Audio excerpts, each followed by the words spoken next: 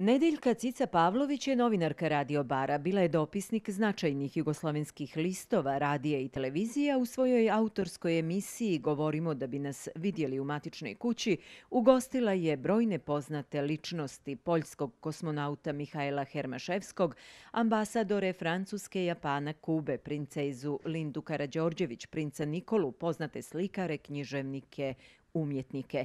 Iako predana novinarstvu do kraja, naporedo i piše. Zbirka poezije Ja neka druga štampana je tek sada u jednom posebnom trenutku za nju. Ja neka druga je tražilo baš mene neku drugu. A ja vjerujem da uvijek taj neko drugi jeste onaj pravi mi. I zbog toga su stihovi se nizali. Otac, ako mi kažu da ću te sresti, Bogom se kunem, san ću im predati u zavjet. Ubi me, mati, ova strašna tišina u našem domu uvijek punom sreće. Remeti je samo zvonjava tvog sata, kao otkucaj srca nekim čudnim proviđenjem navijenog da me prati. Suština bit poezije Nedeljke Cice Pavlović eksplicite je najavljena u samom naslovu, kazala je na promociji magistar Anastazija Miranović, koja naglašava da su njeni stihovi budni snovi. I kao sve veliko, to je u suštini jednostavno i govori o esencijalnim životnim stvarima, dakle o ljubavi, o smrti, o prolaznosti, o slabosti ljudskoj. I negdje ako svako od nas može da pronađe sebe i svoja stanja i osjećanja u Cicinim stihovima, onda zaista je to velika poezija, odnosno ona ima univerzalnu vrijednost. Nije to samo emocija, to baš jeste ljubav. I pomalo mi bude neobično kada u očima mojih prijatelja vidim suzu.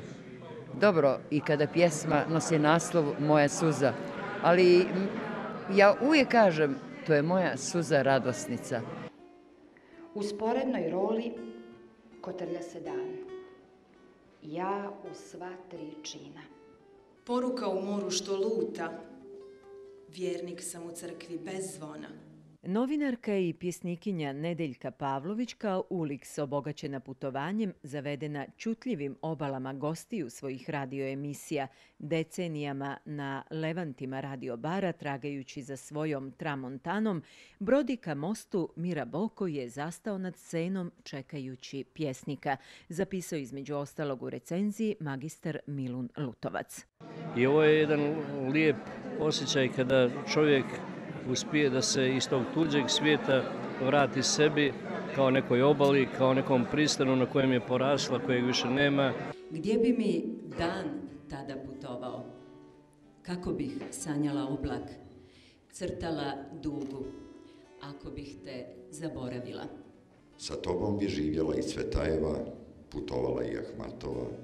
U tvojoj emisiji Govorimo da bi nas vidjeli, gostovala bi i Jursenar. Voljela bi te i Šimborska i Ruždević.